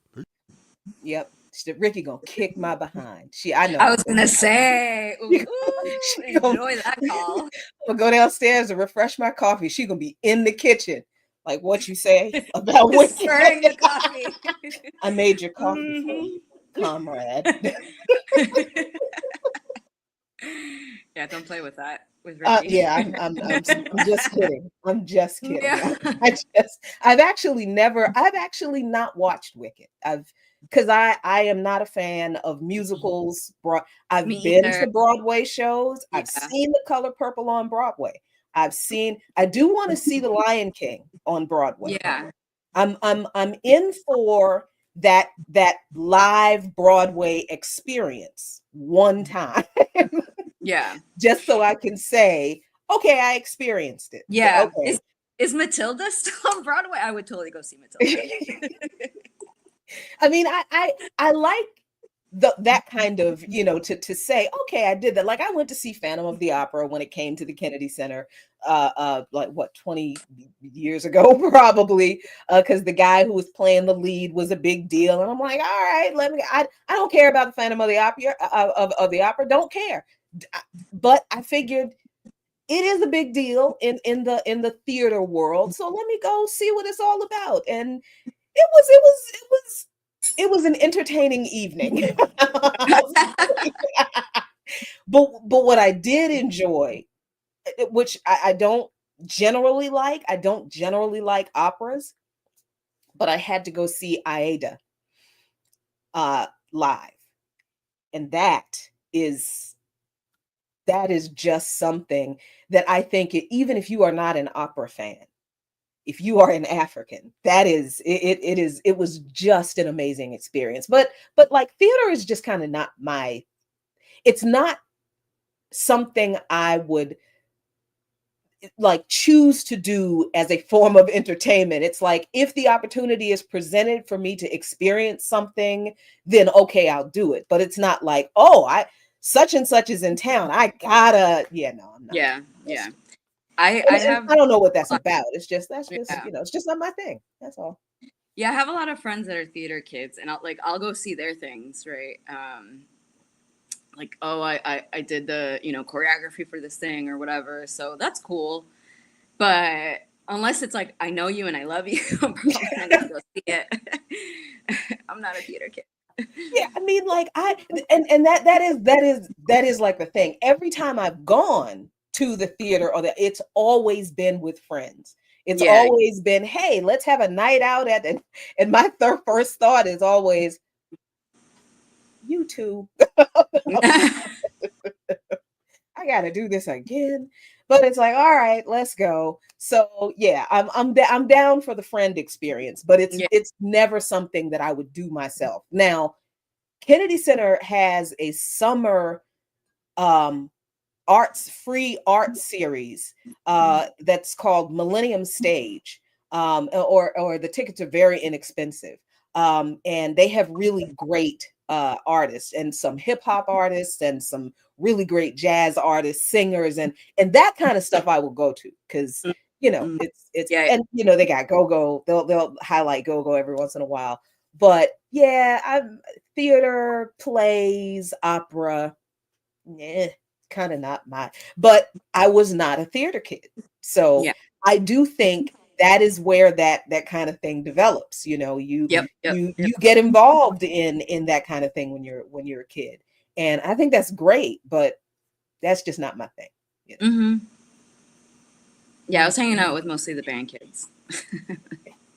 Now, what do band kids get into when they grow up? Are band kids? We go to shows. Oh, right. We just keep going to shows. That's true. Yeah, that's true. Yeah, I'm actually glad Lima gets a good ton of people, international artists that come through, and some that actually, I think last year Pink Floyd was here. Really? And I wouldn't normally go see Pink Floyd. Yeah. But also Roger Waters has been posting really great things about the Castillo case, right? Even the fact that he was on hunger strike for the first week and a half. No, it was maybe a little bit longer, but and that case is still ongoing, right? But yeah, so I mean, they come here often. A few other bands. Shawn Mendes is here apparently. I'm like, oh, I'm not doing this. The girlies love him here. It's weird. Yeah, I've stopped paying attention to and caring and commenting on the people find attract. I don't know what people be looking at sometimes. And then I just kind of decide, no, it's me. I just what everybody else finds attractive, I'm just looking at it like that is the most basic thing I have ever seen. There is nothing exciting or enticing about whatever that slab of vanilla is. I don't know. Although when Bad Bunny comes, all of Lima shuts down. I can see that. Everyone is there. I can see traffic is horrible here. Hey, thanks so much, everybody in the chat, for being so active. The chat is interesting today. The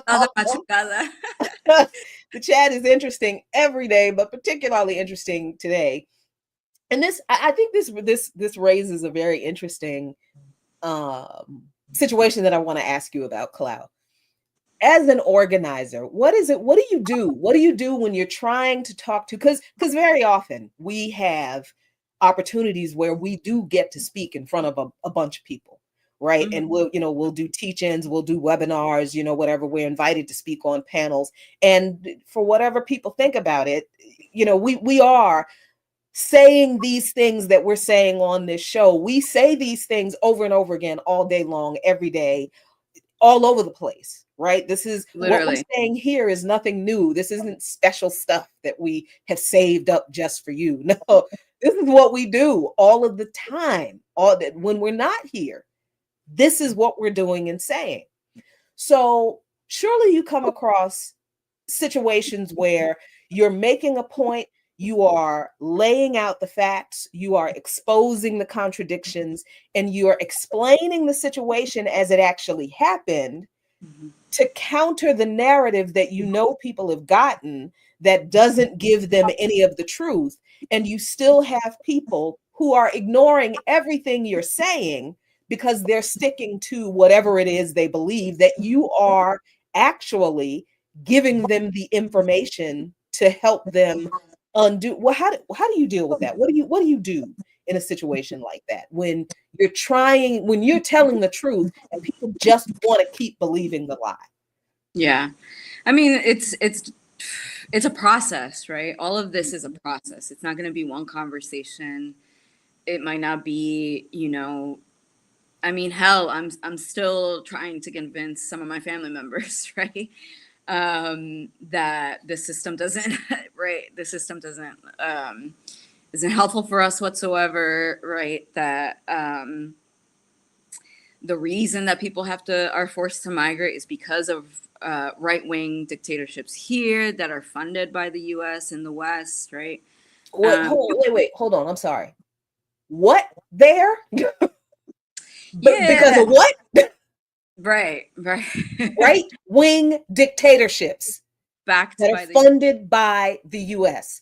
When we talk about people fleeing U.S. interference in their countries, we're not just talking about Jake Sullivan or whoever or Marco Rubio now coming and harassing people at the embassy. We're not just talking about the U.S. building a military base in the country, which is what they do, which of course brings all kinds of hell in the country. It's not just coming in and setting up, a business. It's the U.S. military instituting itself in that country. And we know what comes with U.S. military bases and U.S. servicemen: rape, sex trafficking, violence, right? But we're also talking about the U.S. government setting up literal fascist dictatorships in these countries. And that is what people are fleeing. Because what do fascist dictators do? They kill people who oppose them. That's what people are fleeing other countries from. So people in the chat talk about people are fleeing because they don't want to fight colonialism. You're choosing to continue to believe lies. That Clow is sitting here telling you why people are fleeing, and you're still going with the lies. This is what we deal with all the time. So, okay, I'm sorry. Go ahead. Yeah, no, I mean, right. It's a process. It's never going to just be one conversation. You can have all the facts laid out. You can have all of your sources, charts, graphs, statistics, whatever, right? Like, you can shockingly be dialectical about it, and people are still not going to believe that, right? One, I think there's well, that's why many people aren't, right? They don't think dialectically, right? They don't think in a way that has actual analysis or like a historical and material context to why things are certain things are happening, right? I mean, I don't know. It's wild to say to a family, right, of a young family with young kids to say, why aren't you staying in your country to fight colonialism? Like, what? That's wild. But, one, U.S. chauvinism is wild. It's the caucasity, and regardless if it's not coming from a Caucasian person, that U.S. mentality, right, is really quite chauvinist. But again, I think besides the point, right? Like, people do stay to fight these colonial entities, right? I mean, getting back to this Evo story, I mean, I had never seen. I think I texted Rafiki a picture of this, and hundreds, if not thousands, of people keeping guard. I think I was leaving. Maybe it was like 11 o'clock at night.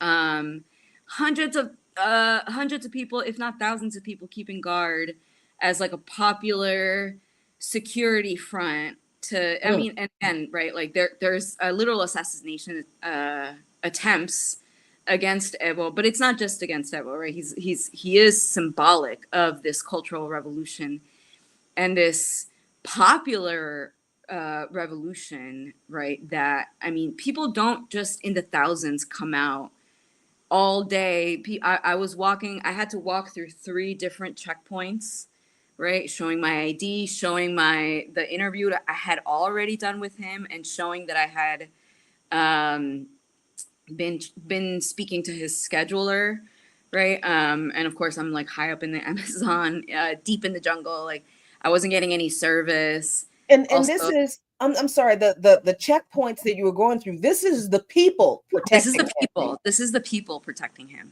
Yes, yeah. It's these are popular checkpoints, right? And it was I was walking for maybe like 20 minutes through this main road, right? And then people are just set up. Everyone was set up to like sleeping bags, right? Everyone's like set up. It was, I think I was walking by when I first got there around like 8:30, and leaving. I was leaving around like 10:30, 11 o'clock at night.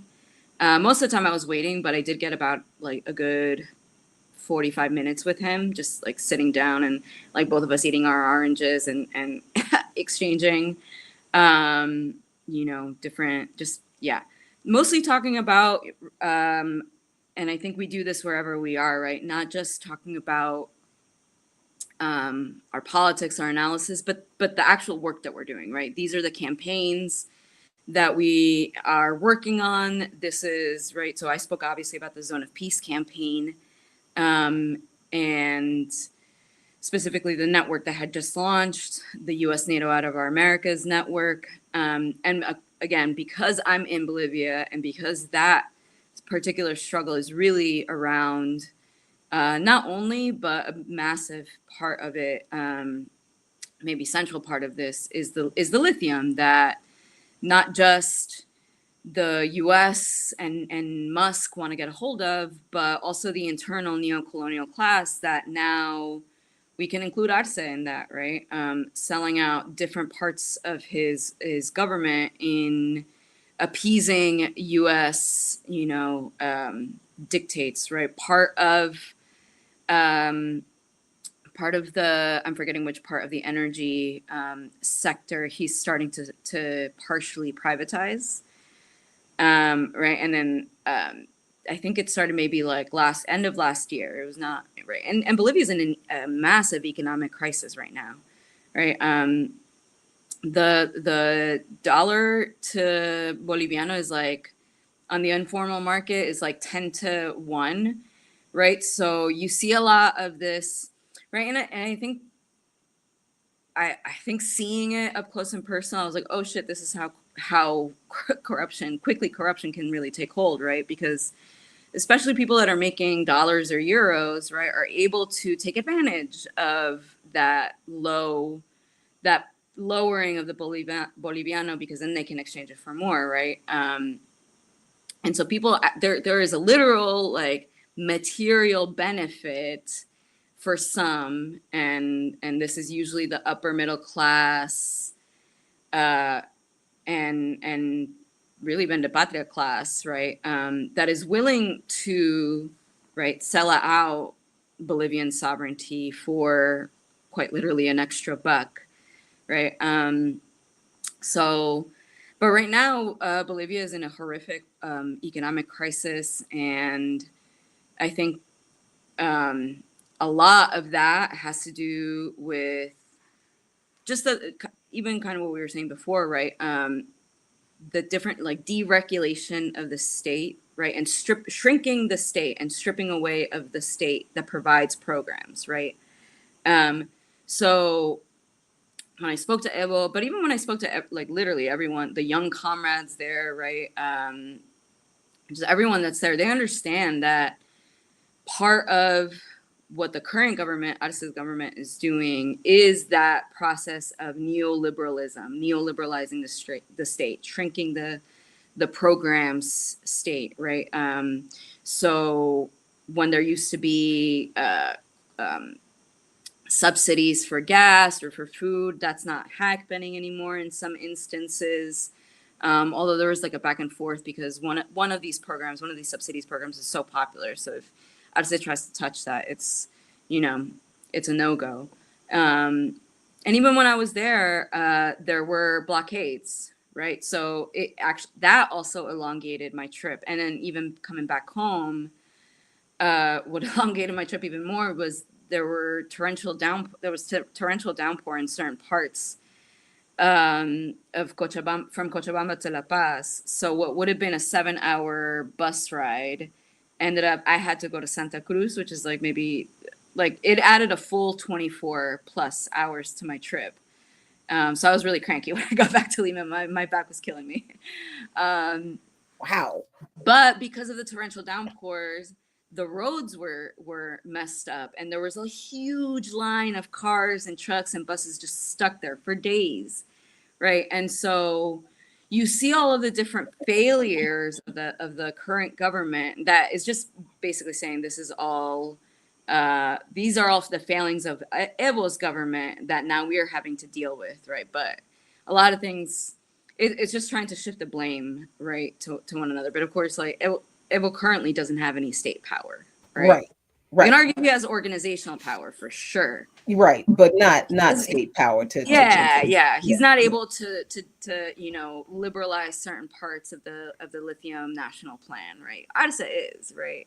And he's not gonna. He's not. Yeah. Well, you know who also is not liberal? Well, he's liberal with the beats. That's about it. But yo, Cloud. Claude. What the hell is Claude? I just keep messing names up. Cloud, thank you for coming out and rocking with us today, co-hosting on this beautiful Thursday morning, and beautiful show. I think y'all hit a lot of topics there, and did your thing. We're getting ready for Root Work that's coming on at 10 o'clock. So let's go ahead and let them know what's coming up real quick, so we can get up out of her way and bring on the new shows coming up. Yep. So let me see if I can open these. Yes. So if you are in Baltimore tomorrow at 6:30 p.m., show up, please, at Payne Memorial Church at 709 North Howard Street in Baltimore for Grounding with Our Sisters Africans Against Imperialism. And then the very next day in Washington, D.C., BAP DC is having, that's BAP Baltimore, Friday, BAP DC on Saturday. Show up at Plymouth Congregational United Church of Christ in Washington, D.C., 5301 North Capitol Street Northeast at 1:30 p.m. for our Teach-In Arms of Empire gentrification in D.C. Both events, Black Alliance for Peace, both events, masks are required and will be provided. Childcare is provided. Food will be provided. Come on out and join BAP in the popularization of political education. All right, there you go. Is this going to be catered or potluck? Okay, so what else we got coming up at 11 o'clock? What we got coming up at 11 o'clock is make sure y'all tune back in for Classical Breakdown, me and Kim Brown, Ladies of Hip Hop. And what else I got going on this weekend? Also, I'll be doing this later today if you're in Atlanta. And Still They Rise, a tribute to Black women. A bunch of different sisters that's, get they due. And also this Sunday, I might go live with this one. I'm doing a party with some drummers and also with the sister DJ Skywalker. So it's going to be a dope event. If you're in Atlanta, come on out. But that's it. What up? I'm sorry, real quick. I have to correct myself. No. The Baltimore event is not at Payne Memorial. Sorry, I just completely brain freeze over that address. 709 North Howard is not Payne Memorial Church.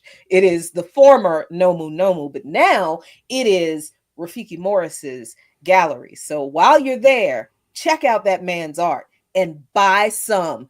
Put some money in the donation box for the work Rafiki Morris is doing. Okay, that's it. Thank you. All right. Jackie Lukeman, Cloud, Ear Doctor, remixes. We out of here. Peace out, y'all. Peace. Damn, I ain't had a song ready.